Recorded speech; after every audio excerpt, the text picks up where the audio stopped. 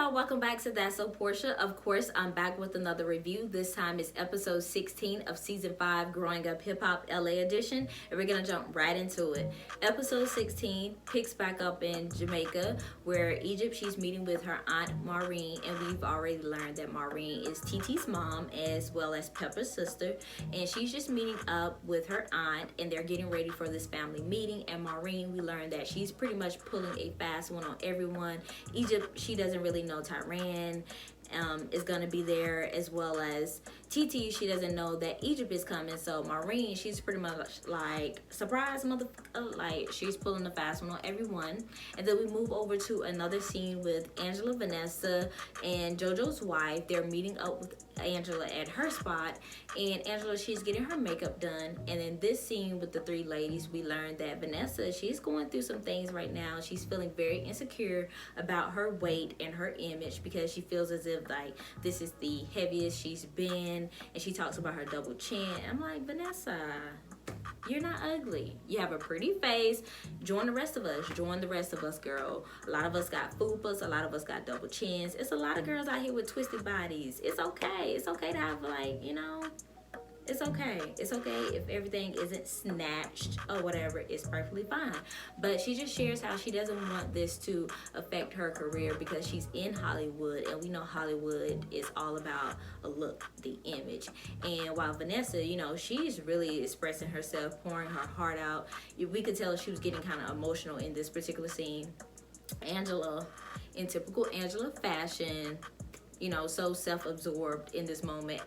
You know, she just interrupts Vanessa like in mid-sentence. She's like, oh, like while her makeup artist, I think he was coming to put some setting spray on her face, like to set her makeup. And it's just like, Angela, you did all that carrying on. You cut her off while she was pouring her heart out to you guys for some setting spray. Really, Angela? Really? But Angela, you know, she brought it back in. She did redeem herself and make up for her little rude moment. She was just encouraging Vanessa about how she shouldn't worry about the scale, and to just focus on taking baby steps and making goals, and how she was going to be holding her accountable and willing to work with her so she could get back to being herself, so she could find that image, that those body goals that she wants. And in this particular scene, I can't recall what Angela said exactly and what happened for her to say this, but Angela, she did take a little dig at Romeo. She was like, yeah, and because they was talking about like being in a group chat or something about weight loss and just healthy living or something like that. And then Angela was like, yeah, we could send quotes to each other like Romeo. We know that was a little dig.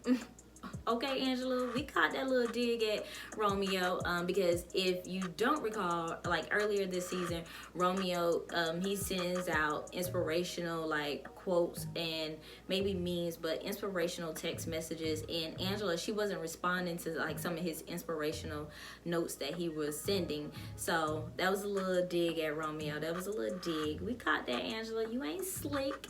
Another scene where Jojo and Boogie, they're meeting up in New York, and in this particular scene with their meetup, Jojo and Boogie, they're talking about their relationship with their fathers. And Jojo, he shares how him and Rev Run, they had to rebuild their relationship, and they had to work on things over the last few years. Boogie, he's pretty much like, you know, my dad kicked me out the other day, because we got in an argument over a brownstone versus a mansion. This happened in episode 15, by the way. And I'm like, that's why he kicked Boogie out? Like, Dame, that was a whole move now. Dame, he overreacts. And we all know by now, Dame Dash, he wants to be in control. He wants to be in power. He wants to be the one to be respected. He wants people to bow down to him. But we see Dame Dash, he's very aggressive. He could be obnoxious, disrespectful. And it's just like, a lot of parents have to realize that at a certain point, when your kids get older, they're not going to keep bending and breaking for you. They're not going to keep, you know, kissing your ass, because they feel like they're adults. People, you got to give respect to get respect. And that's something that Dame Dash clearly doesn't know, or he takes everything for disrespect when it's not really that disrespectful. But I feel like Dame Dash needs to go to counseling. I think there are things from his childhood as well as his adulthood that's bothering him and is hindering him, and I feel like he needs to work out those personal kinks before he can have any great relationship with his children. So Dame Dash, if you're watching this, take your ass to counseling. And then we move over to LA. In LA, it's a studio scene with Lil Twist, Jojo, Brianna, and Bow Wow. They're in the studio listening to some of Lil Twist's music. Lil Twist, he shares how, you know, this music got to hit, it got to stick for him. This is his comeback. He needs for this to work in this particular moment in time. And then Bow Wow, you know, Jojo and Bow Wow, they're talking about how Angela is supposed to be doing the merch for Bow Wow tour coming up. And Jojo, he was like, you know, he's side-eyeing it, like, you nervous about working with Angela, Bow Wow, like, really? Like, y'all got chemistry. Bow Wow, he's just saying like, oh, you know, our personalities may clash and all this and that, but Jojo, he's thinking something totally different. And that was pretty much that particular scene in the studio. And as well as Lil Twist, he brings up his pajama party that's supposed to be coming up, and he's inviting all of them. And I'm pretty sure we're going to see that a little later on in the season, I believe. And then we flash over to Jamaica. In Jamaica, they're getting ready to kick off the family meeting. You have Egypt. She FaceTimes her mom, Peppa, in. We have Maureen. We have Titi. We have Tyran. And we have Titi's boyfriend. And in this particular scene with the family meeting, Titi, she does admit to trying to sabotage Sam's proposal to Egypt, which was to extreme. That was definitely a trash move on Titi's part. And they also bring up the subject of Titi allegedly walking out of the bathroom naked while Sam was around. Now, I feel like Titi did that shit. I feel like she did. I feel like she definitely walked out of the bathroom, whether her towel fell or whether she didn't have a towel on or a robe on at all. I feel like Titi did that shit. If they say Titi walked out the bathroom naked, she did that shit, period. But I feel like that did happen, whether it was intentional or not. I feel like it did happen, and Titi just doesn't want to admit to it. But I could see that happening, and I feel like it did happen. And also, they pretty much share how they feel like Sam is a user. He's an opportunist, and he's pretty much there leeching off of Egypt. He's trying to get on with his music career. He's trying to be this star, and they feel as if, you know, she's put her career on the back burner for him. She's in the background now, and it's all about him. It's all about Sam and what Sam wants and Sam's moves, and they're just not feeling that. And also in this scene, Titi, her boyfriend, he was chiming in, and it's just like,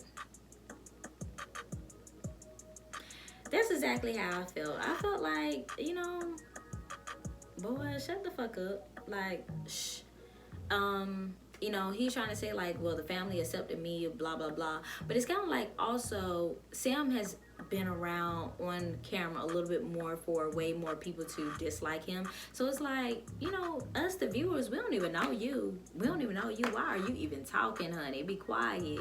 Okay, because, you know, a few episodes or another season or two, you could turn out to be shady. We don't know.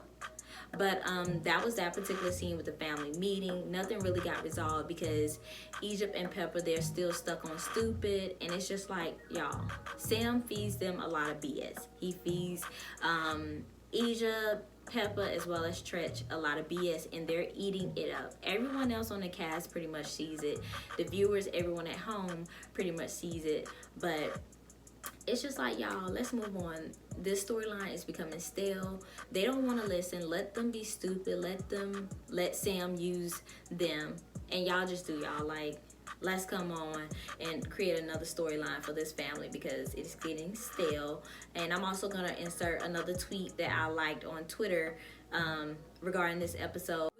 To a scene with Jojo and Angela. Jojo visits Angela on set for her magazine shoot, and she actually has revealed these pictures from this particular shoot, the magazine cover, on her Instagram page, so you could go check it out on Instagram. But in this particular scene, you know, Jojo, he pretty much asked Angela, like, what's up? What it is, like, what you got going on with Bow Wow? First it was Lil Romeo, now it's Lil Bow Wow. Like, don't mix business with pleasure and all that good stuff. Angela, she was like, what do you mean? Like, we're just working together for the tour. And Jojo, he was like, well, you never try to do this with Lil Romeo, like try to work on tour with Lil Romeo. And Angela said, well, Romeo's not on tour. And JoJo was like, ooh, shade. Now, I don't feel like Angela saying, well, Romeo is not on tour or Romeo didn't do a tour. I don't feel like it was shade. If it was shade, she definitely hit it very well, but I didn't take it as shade. But JoJo saying like, oh, shade, I feel like that was a personal dig from JoJo. And it's like little stuff like that keeps the tension, the animosity going between the Millers and the Simmons on this particular show. Like little smart stuff like that. You know, JoJo, you ain't slick. You trying to make it seem like Angela was being shady, but nah, you wanted to be shady in this moment. And you know, it's so crazy because they do shade Romeo and things that he's done in his career, but it's like when you look at everyone's career on this show, he's one of the ones making the most moves. And JoJo, he definitely can't shade anyone when it comes to his career because it's like, what the hell JoJo doing? Yeah, okay. But that was that particular scene. And JoJo, he was like, Angela, I don't want you to entertain no guys. I just want you to be single for the rest of your life. I don't want you to talk to none of the Lils. Lil Bow Wow, Lil Romeo, Lil Zane, Lil Baby. If they got a Lil in front of their name, leave it alone. So JoJo, he got a little funny points for that. And then we see Lil Eazy-E and Sam. They're meeting up and they're just talking about everything that's currently going on. And Sam, you know, he talks about how, you know, he let Egypt go to Jamaica by herself because she could hold her on. And he just want people like, you know, he just still going on about this triple. You know, he just talks about how Egypt, she's actually aggressive when it comes to the two of them. She's way more aggressive and he just wants people to see that for themselves.